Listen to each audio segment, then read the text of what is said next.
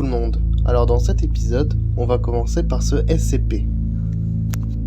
SCP-005 ressemble à une clé ornée montrant les caractéristiques de la clé typique qui était produite en masse dans les années 1920. La clé fut découverte quand un citoyen l'utilisa pour s'infiltrer à un bâtiment de haute sécurité. SCP-005 semble avoir la capacité unique d'ouvrir toutes les formes de serrures, de mécanique ou digitale, avec une facilité relative. L'origine de cette capacité reste à déterminer.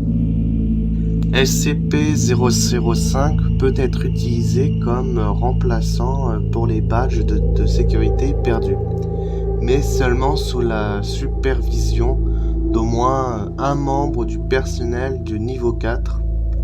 SCP-005 ne doit pas être utilisé pour réparer des distributeurs, ouvrir des casiers ou la porte d'une maison d'un membre du personnel. Retirer l'objet de l'endroit où il est enfermé entraînera un renvoi immédiat. Bien que SCP-005 se soit montré efficace pour déverrouiller presque toutes les formes de dispositions de verrouillage, d'autres expériences ont montré que dissimuler le but ou l'identité d'une serrure a un certain succès dans l'élimination du pouvoir de SCP-005.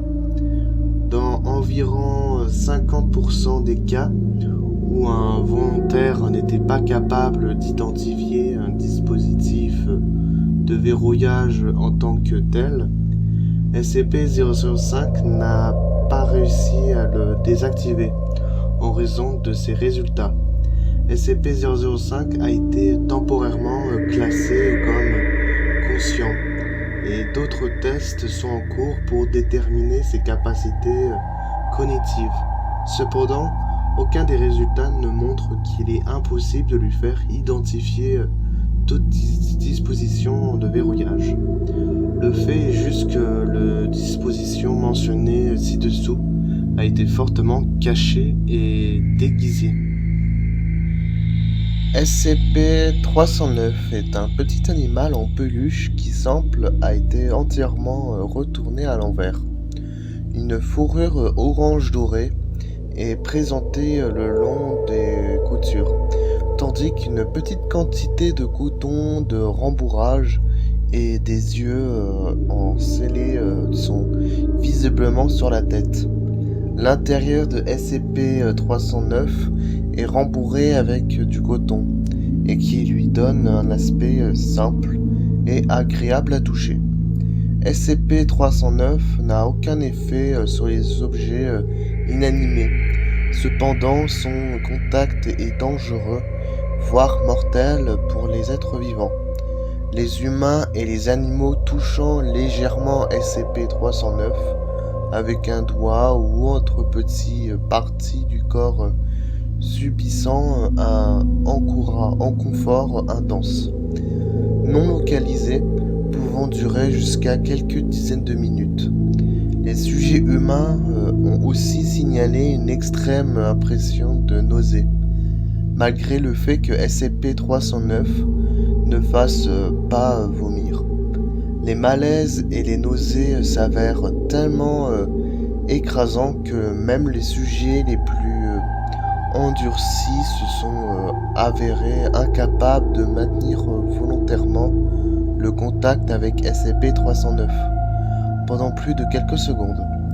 Si SCP-309 est pressé fortement contre le sujet ou que celui-ci attrape rapidement SCP-309 et tente de le tenir dans ses bras, le sujet sera violemment et douloureusement retourné à l'envers au bout de 5 ou 10 secondes.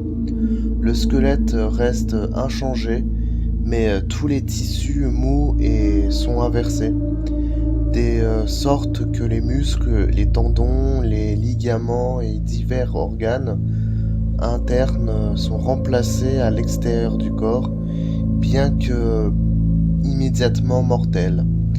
Le processus est irréversible et est universellement considéré comme douloureux. C'est la fin de la vidéo. J'espère que cet épisode vous a plu. Vous pouvez liker, partager et commenter. Vous pouvez aussi, bien évidemment, activer la petite cloche. Ça fera toujours plaisir. Allez, ciao, à bientôt dans une prochaine épisode.